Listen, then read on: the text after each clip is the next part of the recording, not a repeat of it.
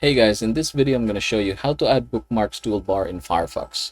Now this is very simple and I want you to go ahead and watch this tutorial.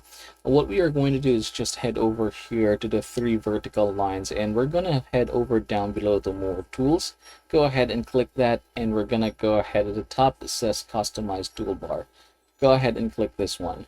Now there are different toolbars here that you can use and you can go ahead and put these in different positions.